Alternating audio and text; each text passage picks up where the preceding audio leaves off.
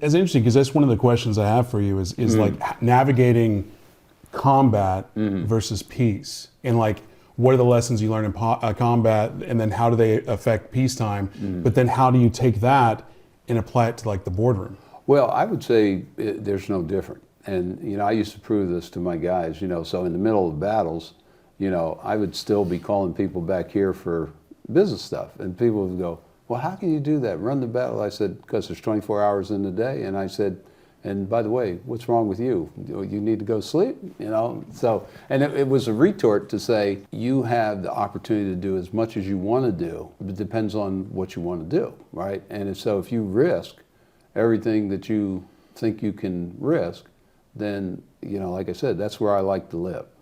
Because at the end of the day, it does a couple of things. Number one, for me, it's a discipline issue. And the other part is it's how much pain you can tolerate. Because what I see in business is those who are successful are the most disciplined. They have a vision. They know their mission. And at the end of the day, they're persistent. And they continue to do what they need to do to be successful.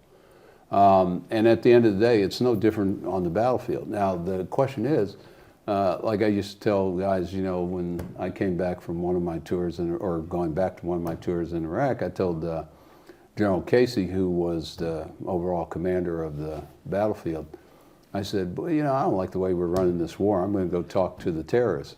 He looked at me and he goes, you can't talk to the terrorists. I said, yes, I can. I can't negotiate. See, that's a fine point.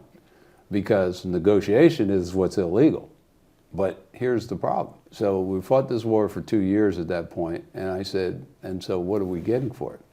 You know, what's the outcome? And just my portion of the war, I was spending $12 billion a month. Think about that. Most people would be happy with that for a year, right? Or a lifetime. What are you talking about? So my retort to my staff would be, you know, we'd brief whatever our military operation was, and then I'd kind of take my hat off, put it back on. I said, now I'm a taxpayer, so what are you doing with my money? And I said, that's really part of the responsibility, right? So if you go do things, you know, there's a military mission, but there's a macro mission. What is the outcome of the war, right? And, you know, at the start of the Afghan war, I made a comment to our guys before we left, and I said, so you guys don't really understand the history. There's 50,000 years worth of history that you're going to get ready to walk into, but you're going to bring the Burger King mentality in. You want to have it now and you want to have it your way. And at the end of the day, okay, you do that, and so what's your outcome? So you can use a hammer, and so you can just keep hitting people. And I use the metaphor of over time, you know, pest control have been trying to get rid of roaches for millions of years, right? Well, we haven't been successful. And so at the end of the day, you got to understand, in Afghanistan, that 50,000-year history is a history of oral history that they know better than you do. And at the end of the day, there's not a good history here. I said, at some point, the American people will get weak, because the history of colonial powers and conquering powers in this area, we're now the sixth empire that's come here. Remember, all the five before us have all left, and we now have left. So I tell people, you got to understand what end state you want, and are you willing to stick there? And that's where the discipline is. And so in the United States, our discipline wasn't there because we're spending money, losing lives, and nobody really knew what the political outcome was. And so, and I'm sure we could have many, many debates about that, but when you equate that to business, it's like, well, if I'm doing something that generates no income, why am I in business? And do I need to do something different? Do I need to plan better? Do I need to bring some different talent to the table? Do I need to reevaluate my mission? All of those things, same thing that's always done in the military. From just to jump in there, because when we're talking about, you know, if I'm doing this, I'm not making the income, you should stop. Because like in economics, if you just looked at, you know, the cold science, if it's not working out, you should jump ship. But that's in direct contradiction of, you know, you can't fail if you don't quit.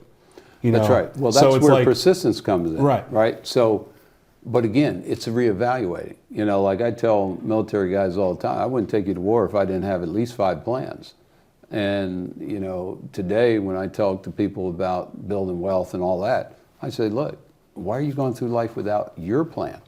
If you don't have a plan, it's like a blueprint. I wouldn't build a house or a building without a blueprint because I might miss something.